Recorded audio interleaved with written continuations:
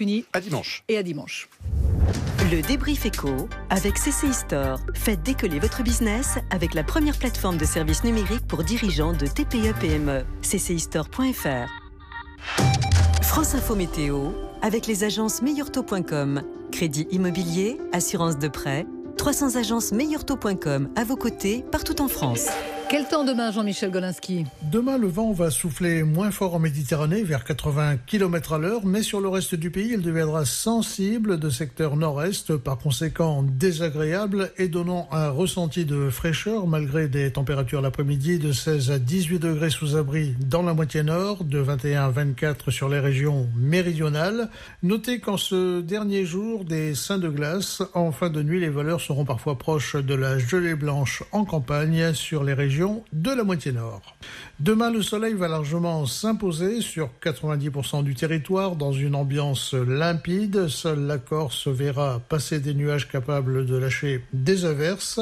De mardi à jeudi, maintien d'un ciel bien dégagé sur la plus grande partie du pays, mais avec à nouveau un vent de secteur nord-est très sensible. Voilà pour les prévisions Météo France. Très bonne soirée à tous, bonne fin de week-end. L'info continue bien sûr avec Noé Da Silva jusqu'à minuit. Noé et ses informés. Bonsoir Noé. Bonsoir Catherine, bonne soirée à vous les informés. Effectivement, dans un instant, nous revenons sur les suites des déclarations du ministre des Affaires étrangères Jean-Yves Le Drian concernant le retour des anciens otages en France. Il est 20h sur France Info, merci d'être avec nous.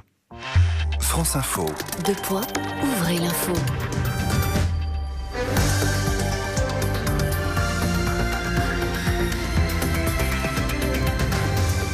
Les infos avec vous, Emmanuel Langlois, bonsoir. Bonsoir Noé, bonsoir à tous. En Nouvelle-Calédonie, les partisans du maintien dans le giron français conservent de justesse la majorité au congrès de l'archipel après les élections provinciales de ce dimanche. 6 mois après le rejet de l'indépendance par référendum, la droite non indépendantiste obtiendrait 28 élus sur 54 contre 26 aux indépendantistes. L'ancien stratège de Donald Trump s'invite dans la campagne pour les européennes. Steve Bannon, avec qui le Rassemblement national est accusé de collusion après un reportage télé diffusé par envoyé spécial sur France 2. Le Rassemblement national de Marine Le Pen qui veut déposer plainte. Plusieurs parlementaires réclament en effet une commission d'enquête sur le sujet. 2 séquences les ont particulièrement choquées. Julie-Marie Lecomte. Ces séquences ont été filmées par une réalisatrice américaine autorisée à suivre Steve Bannon, y compris dans des entretiens confidentiels. L'un d'entre eux à Londres. On y voit Louis Alliot, numéro 2 du Rassemblement national, et Jérôme Rivière, candidat aux élections européennes et chargé des dossiers internationaux pour le parti, évoquer 2 sujets avec l'ancien conseiller de Donald Trump, le financement du parti et, dans l'autre extrait, un rendez-vous secret avec un cercle de hauts fonctionnaires français proches du Rassemblement national, dont l'existence n'est pas un mystère. Les parlementaires qui souhaitent en savoir plus sont aussi bien socialistes que centristes ou marcheurs. Ils s'inquiètent de cette ingérence du chantre du populisme américain qui, selon eux, menace les démocraties européennes. L'ancien ministre de Nicolas Sarkozy, Frédéric Lefebvre, qui a le premier lancé l'alerte, soupçonne, je cite, le Rassemblement national d'intelligence avec une puissance étrangère, avec la complicité de hauts fonctionnaires tenus au droit de réserve. Marine Le Pen dément tout financement illégal de son parti, revendique sa relation d'amitié avec Steve Bannon et parle de calomnie. Julie-Marie Lecomte, les excuses de Bayer, le groupe allemand propriétaire de Monsanto dans l'affaire du fichage secret de centaines de personnalités par le semencier américain autour de leur position sur le glyphosate ou les OGM. Nous comprenons qu'un tel projet suscitait des inquiétudes et des critiques, écrit ce soir le groupe agrochimique. Guingamp y aura cru jusqu'au bout après leur match nul à Rennes, 1-1 lors de la 36e journée de Ligue 1. Les joueurs de Jocelyn Gourvenec sont finalement relégués en Ligue 2 après 6 saisons parmi l'élite. Lille l'emporte sur Bordeaux 1-0 en attendant Marseille-Lyon à partir de 21h au Vélodrome. –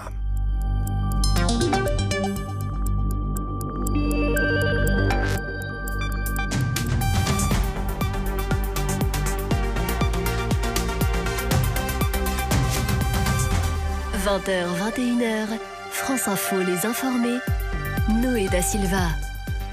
Bonsoir à toutes et à tous. Merci de nous rejoindre ce soir sur France Info avec ce soir au menu des informés les suites des déclarations du ministre des Affaires étrangères Jean-Yves Le Drian. Polémique autour de la zone d'enlèvement des 2 Français au Bénin. Était-il dans une zone formellement déconseillée? A-t-elle été placée en rouge après l'enlèvement? Jean-Yves Le Drian qui fait la une du journal Le Parisien aujourd'hui. Interview exclusive du ministre des Affaires étrangères qui entre dans la campagne des élections élections européennes. Et après, quel rôle pourrait-il jouer au gouvernement? Certains le voient déjà à Matignon. Jean-Yves Le Drian sera-t-il un recours pour le président de la République après les élections du 26 mai? On en débat ce soir avec nos informés. Maude Guillaumin, bonsoir. Bonsoir. Vous êtes journaliste, documentariste, auteur du livre Jackie, une femme d'influence aux éditions L'Archipoche. Serge Simineau, bonsoir. Bonsoir. Journaliste au service politique de France 3. François Ernenwein, bonsoir. Bonsoir. Rédacteur en chef de La Croix, notre partenaire ce soir. Et Dominique de Montvalon, bonsoir. Bonsoir. Vous êtes journaliste, éditorialiste politique. Jean-Yves Le Drian, avant l'arrivée des ex-otages, rappelait qu'ils avaient pris des risques inconsidérés au Bénin. Je vous propose d'écouter la réaction de Didier Arinaud. Il est voyagiste et directeur de ProTourisme. Réaction sur France Info. Si on veut appliquer le principe de précaution, il faudra aller nulle part en Afrique, pour faire simple. Le risque zéro n'existe pas, d'ailleurs y compris dans notre pays. Rappelons que nous avons aussi subi des attentats, des actes de terrorisme dans notre pays, et pour autant, nous n'apprécierions pas que les agences de voyage à l'étranger déconseillent la destination France. Dominique de Montvalon, que pensez-vous de cet argument ? On ne reprocherait pas à des agences de voyage américaines d'avoir envoyé des touristes à Paris ? Je pense que les agences de voyage ont parfaitement le droit à la parole et sont fondées à développer leurs arguments. Qu'elles soient comptables de l'intérêt national me paraît hautement discutable. Et non, mais je dis ça, pardon, de façon un peu grinçante, mais la comparaison polémique, ridicule, à mon avis, avec l'hypothèse qu'a évoquée ce monsieur des touristes américains qui seraient invités à ne pas se rendre en France parce qu'il y a eu des attentats terroristes, je trouve ça... non, enfin bon, moi je ne suis pas du tout... je pense qu'ils ont droit à la parole, mais que ce n'est pas eux qui sont comptables de l'intérêt national, je me répète. Serge Simineau, vous êtes du même avis ?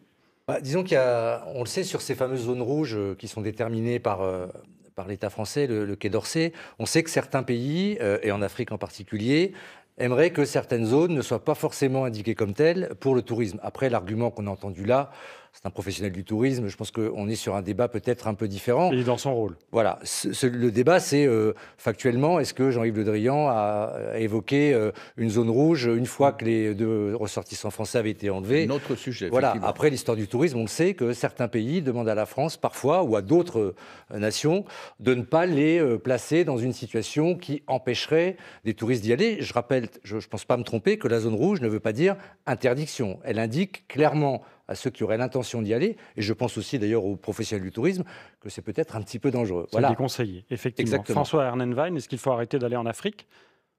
Moi, je pense qu'il faut être prudent, c'est raisonnable comme comportement. Et les indications que fournit le Quai d'Orsay sont des indications utiles à partir desquelles chacun doit se déterminer. Je voudrais rappeler que quand même la libération de ces otages a coûté la vie de 2 soldats français. C'est quand même pas complètement banal. Et ma préconisation, si je puis me risquer à donner des conseils à ma modeste place, ça serait éviter d'aller là où ça chauffe pour ne pas prendre soi-même des risques, éventuellement exposer des militaires à en prendre pour venir nous libérer. On va faire un raisonnement un peu simpliste là, mais il y a tellement de beaux endroits dans le monde que pourquoi faut-il... J'approuve entièrement. Pourquoi D'autant plus que là, il s'agissait d'une action purement touristique et ludique, parfaitement respectable, mais enfin...